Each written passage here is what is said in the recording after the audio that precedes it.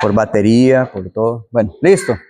Estamos empezando clase de Apocalipsis, la clase número 6, ¿verdad? Ya tenemos varias, pero hoy tenemos a Filadelfia, que es la lección de esta ocasión. Tenemos un solo pasaje que leer, ¿verdad? Capítulo 3, versículo 7 hasta el versículo 13. Y Filadelfia es una de las iglesias que se caracteriza porque no tiene ningún tipo de censura. Filadelfia es una iglesia que, gracias a Dios, fue una iglesia bien portada, una iglesia bastante bien centrada en su responsabilidad para con Dios. Vamos a hacer un repaso breve de las iglesias. Ustedes saben que siempre hacemos un breve repaso antes de continuar con la que viene. Recordemos que Éfeso tenía muy buenas bases doctrinales, pero tenía un problema de amor, ¿cierto? Problema de que le faltaba el amor. La iglesia en Esmirna era una iglesia que tenía problemas de persecución, pero eran fieles a Dios en medio de la persecución. La iglesia que estaba allá en Pérgamo tenía un problema con Balaam, ¿verdad? La falsa doctrina de Balaam, el vivir para el mundo al mismo tiempo que se quiere vivir para Dios, ser mundano y cristiano al mismo tiempo. Un cristino, decía el hermano Daniel Chávez. No era cristiano, era cristino. Y vemos Tiatira, la iglesia donde estaba Jezabel, que esa es la iglesia con la que tiene más problemas doctrinales, porque era una iglesia que estaba completamente alejada, pero aún así Dios le decía arrepiéntase y puede que se restaure. Entonces tenemos al caso de Tiatira, que era una iglesia con falsa doctrina. La última clase era la iglesia en Sardis. ¿Qué recuerdan de la iglesia en Sardis? Que por dormidos dejaron pelado el pelaje. Muy bien, andaban dormidos. Excelente, Pri. Andaban dormidos. ¿Se acuerdan de la historia de aquel soldado que se le cayó el casco y empezó a sonar cuesta abajo? Y vemos cómo estaban tan dormidos que descuidaron pues sus principios espirituales. El caso de Filadelfia es el caso más bonito, es la iglesia que más me gusta. Vamos a leer el texto y después vamos con la explicación. Escribe al ángel de la iglesia en Filadelfia, en el 3:7, ¿verdad? Estamos. Escribe al ángel de la iglesia en Filadelfia. Esto dice el santo, el verdadero, el que tiene la llave de David, el que abre y ninguno cierra, y cierra y ninguno abre. Yo conozco tus obras, he aquí he puesto delante de ti una puerta abierta, la cual nadie puede cerrar, porque aunque tienes poca fuerza, has guardado mi palabra y no has negado mi nombre. He aquí yo entrego en sinagoga de Satanás a los que dicen ser judíos y no lo son, sino que mienten. Y he aquí que yo haré que vengan y se postren a tus pies y reconozcan que yo te he amado. Por cuanto has guardado la palabra de mi paciencia, yo también te guardaré de la hora de la prueba que ha de venir sobre el mundo entero, para probar a los que moran sobre la tierra. He aquí yo vengo pronto, retén lo que tienes para que ninguno tome tu corona. Qué bonito versículo. Esa es la memoria de todo el trimestre, ¿verdad? Ya se los he dicho. Ahí de vez en cuando la vamos a repasar. He aquí yo vengo pronto, retén lo que tienes para que ninguno tome tu corona. Y el último versículo dice: al que venciere yo le haré columna en el templo de mi Dios y nunca más saldrá de allí, y escribiré sobre él el nombre de mi Dios y el nombre de la ciudad de mi Dios, la nueva Jerusalén, la cual desciende del cielo de mi Dios, y mi nombre nuevo. El que tiene oído, oiga lo que el Espíritu dice a las iglesias. Ahora sí, vamos con la explicación. Esta iglesia tiene cosas muy bonitas que enseñarnos. Vamos primero con la parte histórica. Como ustedes saben, siempre presentamos una breve parte en la que viene la historia detrás de la ciudad, cómo ellos veían el mundo, y eso nos ayuda a entender por qué Jesús les dice lo que les dijo. Bien, vemos el caso de Filadelfia. Filadelfia es una ciudad, se llama Filadelfos en griego, significa amor a los hermanos. Eso significa, no es nada relevante para la clase, pero ahí se los dejo el dato.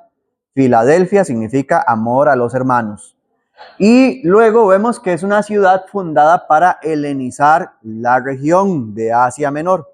En un mapa, si ustedes ven sus mapas detrás de las Biblias, el famoso mapa de las iglesias de Apocalipsis o los viajes de Pablo, van a ver que esta zona se llama Asia, esta zona de acá. Y bueno, lo que Asia Menor era antes era el antiguo reino de aquel hombre, del soldado al que se le cayó el casco, ¿verdad? El reino de Lidia. Entonces no eran griegos de nacimiento. Y el término helenizar significa convertir en griego. Eso significa helenizar. Cuando nosotros hablamos griego, por ejemplo, cuando decimos del griego tal, ustedes escuchan a Jean Paul o Andrés diciendo del griego tal, o me escuchan a mí del griego tal, la palabra griego es nuestra forma de decirle así idioma, pero ellos se llaman a sí mismos helenos. Helenica es el nombre griego del idioma griego. Entonces, cuando hay una muchacha que se llama Helena, ¿qué significa? Griega, eso significa. Doña Elena, doña Griega, es eso, básicamente. Helenizar es convertir en griego cualquier otra cosa, digamos, ya sea la cultura, el idioma. Nosotros, los que vivimos acá y hablamos español, tenemos un montón de palabras que hablamos en griego y no nos damos cuenta. Hablamos en matemáticas y no sabemos que estamos hablando griego, en economía, en ciencias, en medicina, en plantas, y no nos damos cuenta, no nos percatamos de que hay un montón de palabras que son griegas y nosotros las hablamos como si nada, porque nosotros somos una cultura helenizada. Gracias a ese hombre que está allí en la imagen, es un mosaico de un hombre que se llamaba Alejandro. El rey Alejandro era un rey muy culto, él era el discípulo de Aristóteles, el filósofo.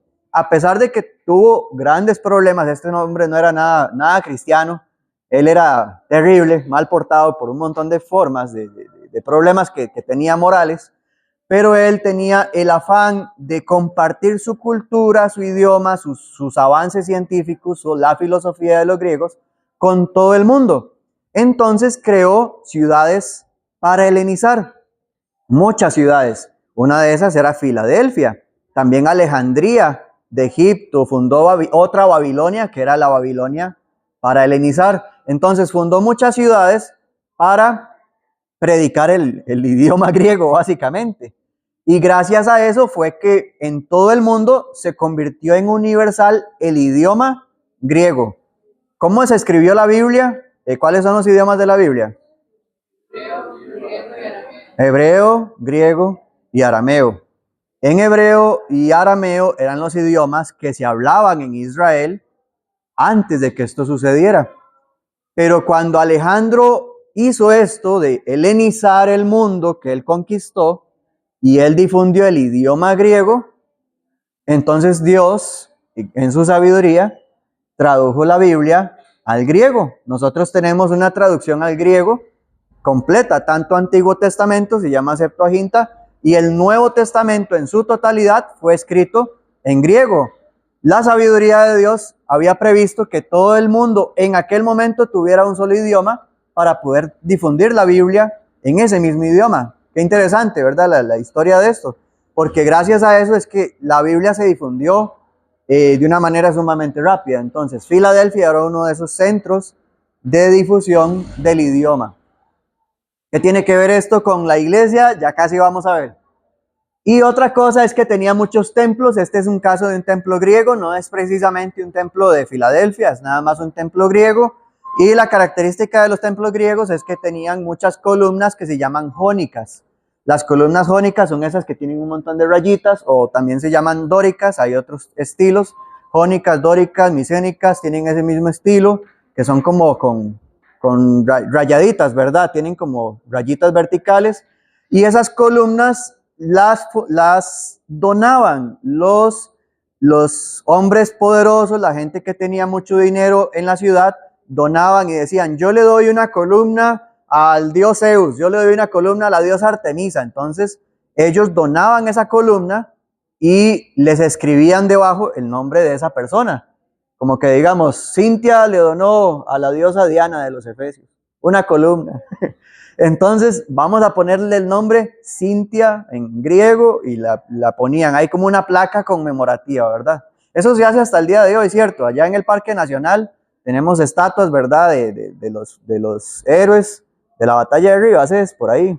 Y entonces ahí tienen placas en honor a tal persona. O en los liceos, ¿verdad? Los colegios en honor al director tal y tienen una plaquita y todo eso lo hacemos hasta hoy. Eso era un monumento para esa persona que donó la columna para construir ese templo. ¿Ok? Algo que ocupen que retroceda, que me devuelva, si no, vamos más despacio. Ustedes saben que yo me gusta más que salgamos entendidos que salgamos rápido. Entonces acá vamos con Filadelfia. Dice que Jesús se identifica como el santo y el verdadero. Eso es un contraste, ese es el primer punto. Es que hoy no vamos a ponerlos así como en escala, hay puntitos que van diferente. Jesús dice que es el santo y el verdadero. Jesús es Dios, ¿cierto? En primera de Juan 1:1 dice, en el principio era el verbo estaba con Dios y el verbo era Dios, Jesús es Dios. Pero la gente de aquel entonces podía confundir a Jesús con cualquier otro Dios, como cualquier otro. Entonces, ¿qué dice Jesús? Yo no soy cualquier otro Dios, yo soy el Dios santo. Y esa es una referencia a Isaías 6:3, que dice que los querubines que estaban allá en el templo de Dios decían, santo, santo, santo, Jehová de los ejércitos, toda la tierra está llena de su gloria. Eso decía Isaías 6:3. Entonces, ¿qué está diciendo Jesús? Yo no soy como esos dioses paganos, esos dioses de los griegos, de los egipcios o cualquier otra cultura. Yo soy el Dios santo. ¿Qué pasaba con los dioses de otras naciones? Que ellos no tenían santidad, ellos no eran morales.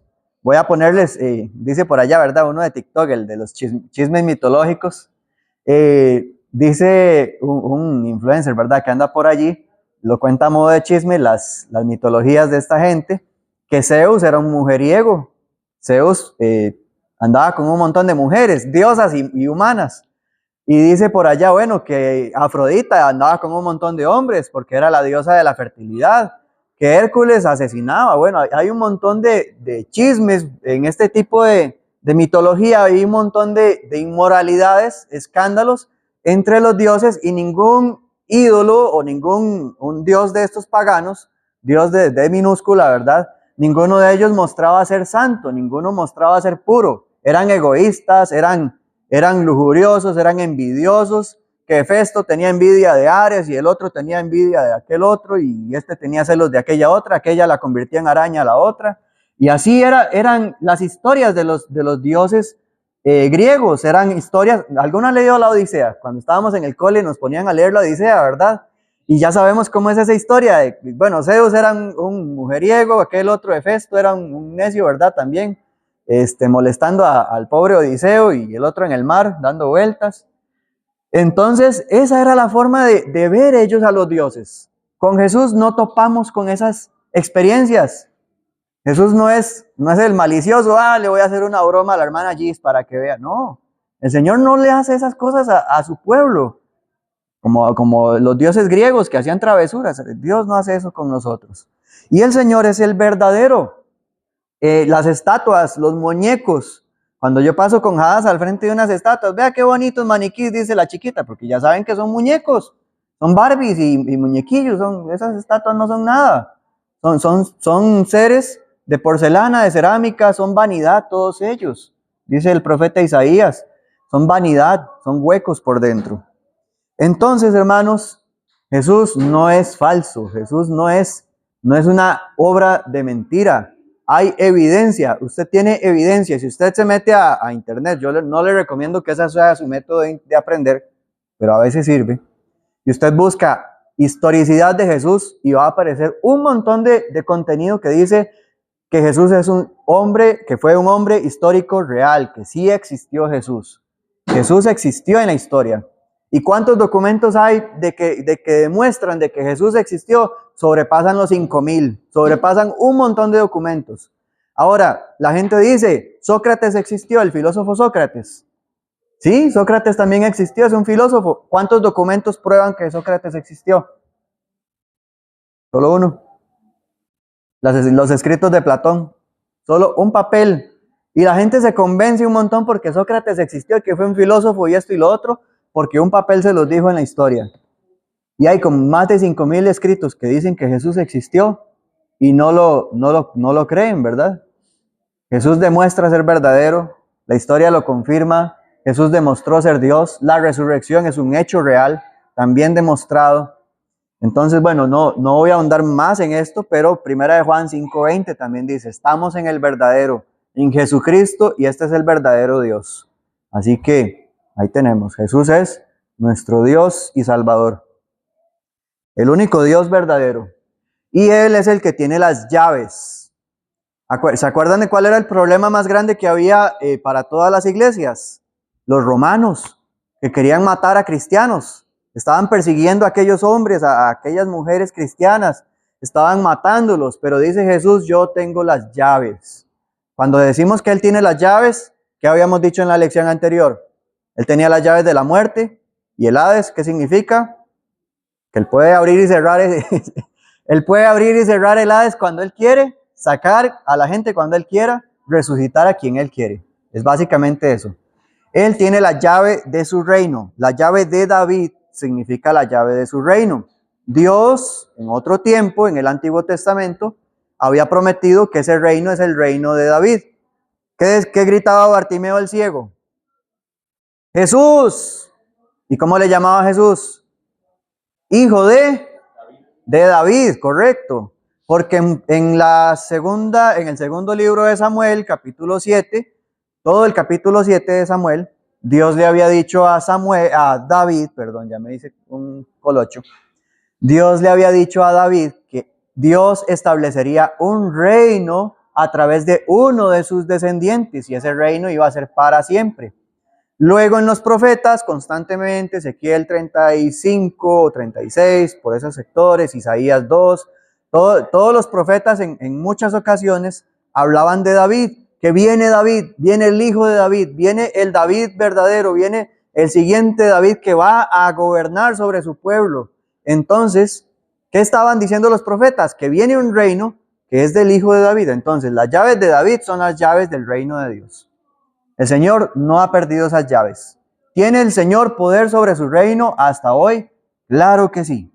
Claro que sí tiene el poder. Él no nos dejó a la deriva, no nos dejó a la suerte, a ver qué le pasa a la iglesia, a ver qué le pasa a la hermana por allá, a ver qué le pasa al hermano fulano. El Señor tiene control de cada cosa que pasa en el reino. Por eso es que a veces insistimos, ¿verdad? Cuando oramos, no es lo apropiado, no es que sea pecado, ¿verdad? Pero no es lo apropiado decir gracias Dios por esto y te pedimos que tomes el control de la situación mala que me está pasando. ¿Por qué no está bien pedirle a Dios que tome el control de las cosas? Pues siempre lo tiene, correcto. Ya Dios tiene el control. Señor, toma control de mi enfermedad. No hace falta que pida a usted por eso. Dios ya tiene el control. Dios sabe lo que está pasando y Dios ya tiene el control, siempre tiene el control. Dios nunca pierde el control. A mí se me perdió el control ahorita, ¿verdad? Y tuve que meter códigos QR y todo para meter la pizarra. A mí me pasan esas cosas, soy humano, a los seres humanos se nos pierden los controles, se nos pierde la vida por cada momento, pero Dios nunca pierde el control, nunca le pasa eso al Señor. Primero levantó la mano Cintia y después Cristel. Adelante. Y bueno, tal vez sin afán de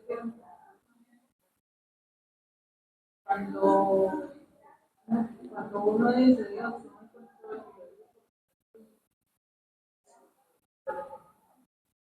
estoy diciéndole a Dios que no tengo control, diciéndole a Dios que siempre he querido tener control, cediendo.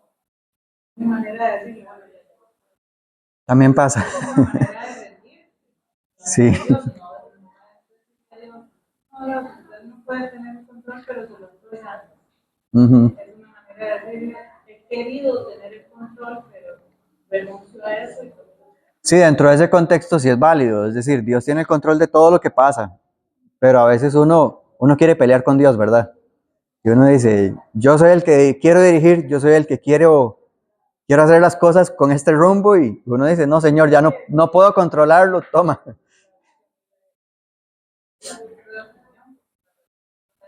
No, está bien, dentro de ese contexto sí se entiende que uno a veces quiere tomar el control de las cosas y uno quiere dirigir su propia vida, y uno lo que hace es decir, no, Señor, me rindo, y está bien rendirse, es lo que debe hacer todo ser humano, rendirse, y dejarle a Dios, porque esto es lo que pasa, Dios tiene una corriente, Dios dirige esa corriente de ese río, ¿Y qué es lo que hacemos cuando queremos tomar el control? Nadar contra corriente. Entonces nos duele, nos golpeamos en lugar de dejarnos llevar por la corriente que Dios ya ha establecido. Entonces no está mal el uso de ese término para decir, ya no quiero el control, tómalo, Señor. Pero pensar como, no sé, por ejemplo, ahorita la campaña política, ay, qué miedo, que esto y que lo otro, ¿qué dice el libro de los Salmos? Aunque este mundo sea destruido, no temeré, aunque la tierra sea removida. ¿Por qué? Porque Dios, pueden hablar cualquier cosa, esos planes de gobierno, lo que sea, pueden decir que la caja y que esto y lo otro, y que policías acá y allá, dictaduras, esto aquí y allá. Cualquier cosa puede hablar el ser humano, pero Dios tiene el control de todo lo que pasa. Entonces, no hay que andar asustados en la vida. Dios siempre tiene el control. ¿Y Cristel? Yo iba a decir algo similar. Ah, bueno. Digamos,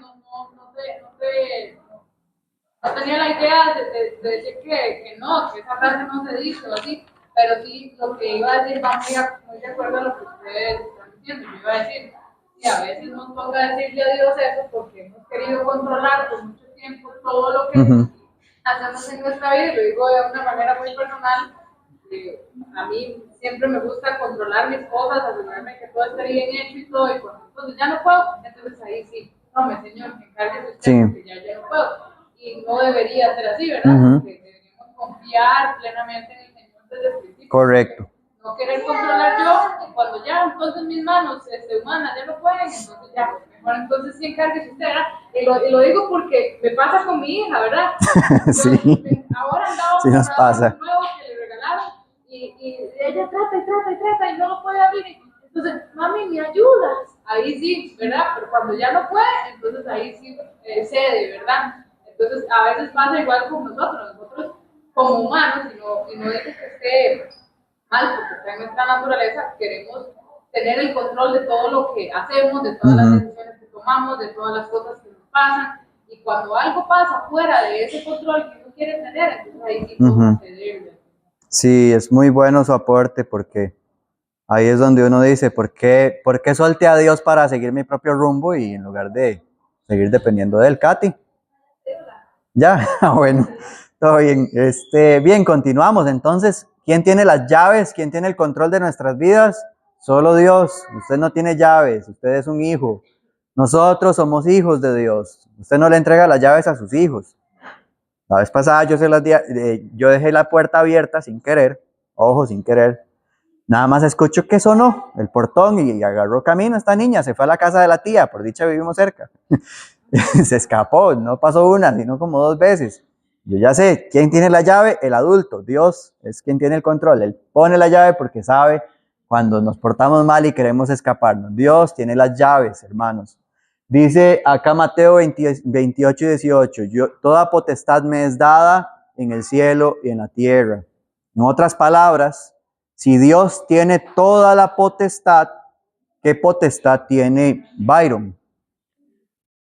Ninguna. ¿Qué potestad puede tener un predicador o un anciano? Ninguna. Nosotros no somos autoridades, somos servidores.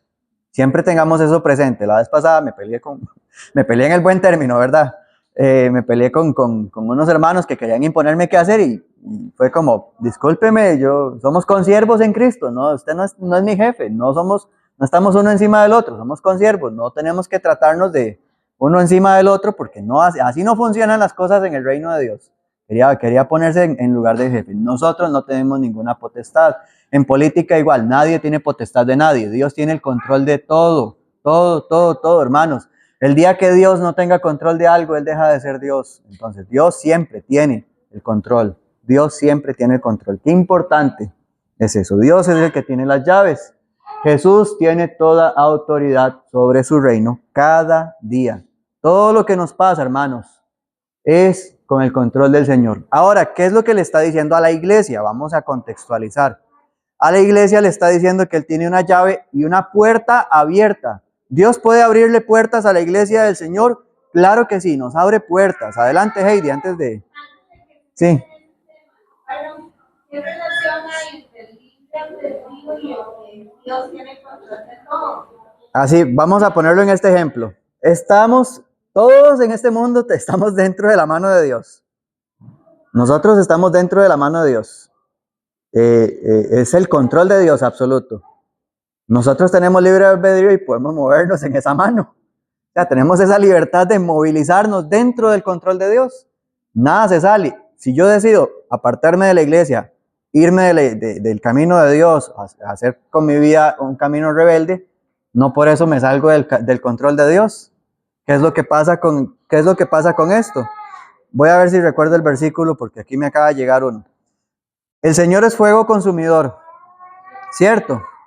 ¿Qué es lo que pasa cuando somos santos? Cuando somos santos, nosotros nos asemejamos a Dios, nos volvemos como Dios, en cierto sentido imitamos a Dios y eso nos permite estar cómodos con Dios. Pero cuando no estamos viviendo en santidad, esa mano no nos es cómoda. Estar con Dios siempre resulta incómodo. Vamos a ver si recuerdo ese versículo, creo que es en Isaías capítulo 33, pero permítanme llegar antes de que ustedes tomen nota. Isaías, ¿quién morará con las llamas eternas? Ese es el pasaje que me acaba de caer a mi memoria. Ya les digo, eso no se me pierde. Capítulo 40. Vamos a ver, capítulo 43, gracias. 33:14, gracias. 33:14, los pecadores se asombraron, ok, estamos hablando de los pecadores. Espanto sobrecogió a los hipócritas. ¿Quién de nosotros morará con el fuego consumidor? ¿Quién de nosotros habitará con las llamas eternas? Es decir, Dios es fuego consumidor. Dios no es fuego para unos y es alivio para otros. Dios siempre sigue siendo fuego. Pero ¿quién puede vivir con el fuego de Dios? Ojo lo que dice el siguiente versículo. El que camina en justicia, habla lo recto, el que aborrece la ganancia violenta, el que sacude sus manos para no recibir cohecho, el que tapa sus oídos para no oír propuestas sanguinarias, el que cierra sus ojos para no ver cosa mala. Este habitará en las alturas, fortaleza de roca será su lugar de refugio. Se le dará pan y sus aguas serán seguras. En otras palabras, ¿por qué no pueden haber pecadores en el cielo? Porque no van a soportar a Dios. Y si un pecador llega al cielo, le va a arder lo mismo que estar en el infierno, básicamente. No pueden soportar la presencia de Dios. Incluso aquellos que fueron santos, ¿verdad? Hombres de Dios, Isaías decía, ay de mí que soy inmundo de labios y me voy a morir acá porque vi a Dios cara a cara. Entonces, ¿qué es lo que pasa con nosotros? Nosotros estamos dentro del control de Dios siempre. No hay quien se salga de su poder. Pero el estar cómodos con Dios es el punto, ¿verdad? El estar en armonía con Dios es lo que nos permite estar en paz. Si nosotros vivimos fuera de la voluntad de Dios, es decir, queremos salirnos de sus manos, nos termina doliendo, básicamente. Bien, vamos con las puertas abiertas. Vamos a ver qué puertas tiene abiertas la iglesia. La iglesia tiene puertas abiertas para evangelizar. ¿Alguno que pueda ayudarme con? Bueno, vamos a ir pasando por lectura. Primera de Corintios 16:9, alguno, el primero que lo tenga ahí a la mano. Después otro que tenga Colosenses 4:3 y después segunda de Corintios 2:12. Así seguidos. ¿Para qué sirven las puertas que Dios abre? 16:9, adelante. Porque se me ha abierto puerta grande y eficaz y muchos somos adversarios. Gracias. Dios abre puertas a Pablo, ¿verdad? Está hablando de la predicación. En Corinto y en toda zona él tenía adversarios, pero Dios siempre abría puertas. No importa si hay adversarios, Dios siempre abre puertas. ¿Para qué abre puertas Dios? Para predicar. ¿Qué querían en Filadelfia? Predicar el griego, ¿verdad? Predicar la cultura, la filosofía. ¿Pero qué hace la iglesia? Predicar el evangelio. Así como Alejandro, aquel rey, quería predicar la filosofía griega, Dios nos abre todo el mundo. Hay puertas abiertas en todo el mundo para que prediquemos, para que se nos abran puertas. ¿Quién es el que continúa? Siguiente versículo. Adelante, Guillermo. Colosenses 4:3 dice, orando también al mismo tiempo por nosotros, para que el Señor nos abra puerta para la palabra, a fin de dar a conocer el misterio de Cristo, por el cual también estoy. Excelente. También tenemos que orar a Dios. Señor, abre puertas. Cuando estamos evangelizando, que abra las puertas de las casas. Cuando estamos allá en el Parque de la Paz, Señor, abre corazones, abre puertas, Señor, abre puertas. La oración para que Dios abra puertas es una oración que Dios espera de nosotros. Orar por el evangelismo. ¿Qué más? ¿Cuál sigue? Segunda de Corintios 2:12. Otra vez Pablo. Adelante. Dice, cuando llegué a Troas para predicar el Evangelio de Cristo, aunque se me abrió puerta en el Señor, solo dice, Muy bien. Señor seguía abriendo puertas. Está excelente. Señor sigue abriendo puertas. Ahora, presten atención al hecho de qué pasaba con Filadelfia. Presten atención a Filadelfia. ¿Qué le pasa a Filadelfia? Dios abre puertas, pero ellos ¿qué tienen? Tienen un pequeño problema. Tienen poca fuerza. Ese es el problema de Filadelfia. Dios abre un montón de puertas, pero ellos tienen poca fuerza. ¿Qué le pasaba a Pablo? Allá en 2 de Corintios 12, 9 y 10, que Cristel habló hace poco en un devocional de eso. ¿Cuál era la poca fuerza? Adelante, Masi. que decía que hablaba sobre sus debilidades. Sobre el aguijón, correcto. Tenía un aguijón. ¿Quién tenía pesar Ujú, lo quejaban? ujú. Él tenía un aguijón en la carne y se cree que era problema de la vista. Y escribía con letras grandes, ¿verdad? Dice Pablo, y ocupaba gente que escribiera por él. ¿Cuántas cartas escribió Pablo con problemas de la vista? Ojo, 13 cartas con problemas de la vista. ¿Y cuántas iglesias comenzó Pablo con impedimento de la vista?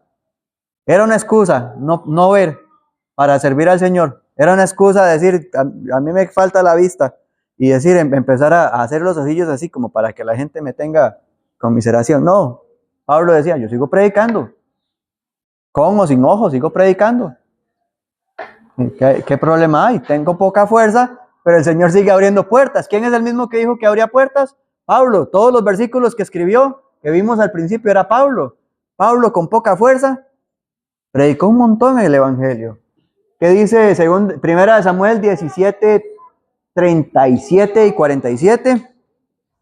Primera de Samuel 17, versículos 37 y 47.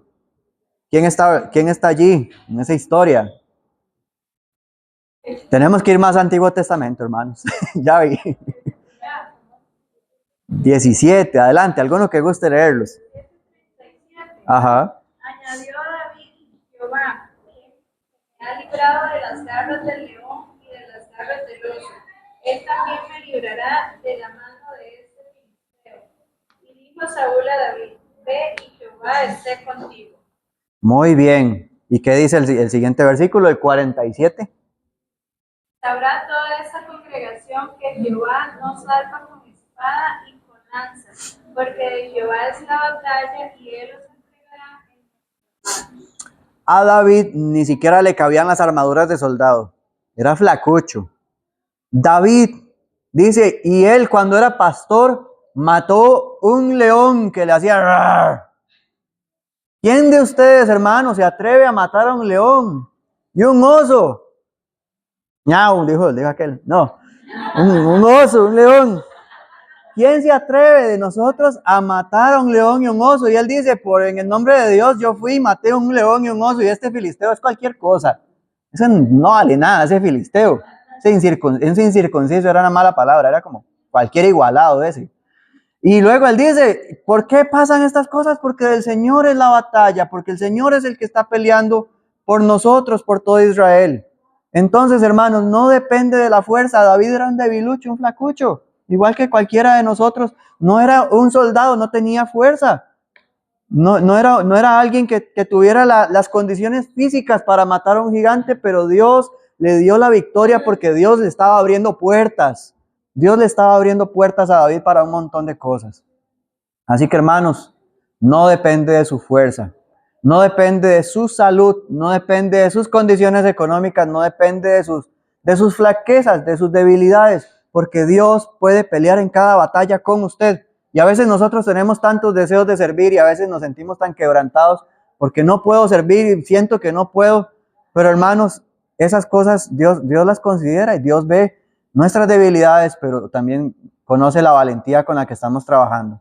que a veces no nos dan ganas de levantarnos, ¿verdad? Cuando algo nos duele o algo nos está pasando, algo nos está afligiendo y uno dice, aquí sigo sirviendo al Señor y Dios sabe que del Señor es la batalla, Dios va a hacer que yo resista esto. Así como David, Pri. ¿Se sabe a qué se refiere con eso que dice que ellos tienen poca fuerza? Poca fuerza, que ellos posiblemente eran pocos en número, ya les habían matado muchos miembros, ¿verdad? Eran perseguidos. Puede que hayan hermanos débiles de salud, como cualquiera iglesia, ¿verdad? Habían hermanos con complicaciones, debilidades en general. No hay algo en concreto que podamos decir como tal cosa le pasó a los hermanos, pero sí sabemos que eran una iglesia como nosotros, una iglesia con personas débiles. ¿Cuál de los jueces no era débil? A Ot no lo querían porque era zurdo, no podían haber zurdos en un ejército. Sansón era mujeriego y aún así Dios conoció su corazón que aún así tenía algo de fe, algo. Me cae mal Sansón y Gedeón me cae peor, pero Gedeón no tenía nada que presumir y aún así Dios tomó personas débiles para demostrar que él puede hacer cosas grandes. Y siempre lo hizo. Dios escoge de lo necio para avergonzar a lo sabio y a lo débil para avergonzar a lo fuerte. Dios escoge gente débil y es parte de su plan para enseñarnos que la gloria le pertenece a Él. Nosotros vemos también en Éxodo 4:2, ese no hace falta que ver. Bueno, si alguien lo tiene, de una vez léalo. Adelante, Maye. Dale. Y Jehová dijo, ¿qué es eso que tienes en tu mano? Y respondió, una vara. Él le dijo, échala en tierra. Y él la echó en tierra y se hizo una culebra. Y Moisés subía a ella. Muy bien. Leyendo, aunque no Está bien. aunque no estuviera ahí para Todo que bien. entendiera. ¿Qué tienes en la mano? ¿Qué tiene usted en la mano, mi hermano, hermana? ¿Qué tenemos en la mano? Vean a Moisés. ¿Cuántas espadas habían en Egipto? ¿A cuántos soldados se iba a enfrentar Moisés? Y él con un palo. ¿Qué va a hacer Moisés con un palo? Moisés con un palo les hizo tomar sangre y bañarse con sangre. Hizo que sus casas apestaran a ranas muertas. Hizo que les cayeran piojos en la cabeza. Hizo que cayera fuego con granizo del cielo. Hizo que se les comieran todas sus siembras, las langostas. Hizo que el sol se oscureciera por 3 días. Y todas estas cosas con un palo. Y con un palo le golpeó a la roca e hizo que brotaran aguas. Con un palo hizo tantas cosas, hermanos. Dios no espera que usted sea millonario para decir voy a dar una ofrenda enorme y donarle un edificio a la iglesia aquí al frente. No. Dios no espera que usted tenga plata. Dios no espera que usted tenga la mejor condición física. No espera su salud. Dios no espera nada de usted. Dios espera que usted tenga lo que tenga a la mano, que eso lo ofrezca y que ahí está. Ahí está para servirle al Señor. Eso es todo lo que Dios necesita. Y Dios puede hacer tantas cosas enormes con usted como conmigo cuando somos una iglesia sana. ¿Cómo vemos la mano de Dios en San José Sur? Aquí tenemos muestras. ¿Cómo abre Dios las puertas en San José Sur? Cuando nos permite reunirnos. Estas iglesias en el primer siglo estaban privadas, no podían reunirse abiertamente. Nosotros podemos irnos a un parque y nos reunimos allá. Nos dicen, pueden venir aquí, pongan sus toldos de allá en el parque. Vámonos de una vez, nos dieron permisos así, puertas abiertas. Tenemos la puerta abierta en todo el Parque de la Paz para ir a predicar donde sea. Es una puerta abierta, no ocupamos ni un solo permiso para eso.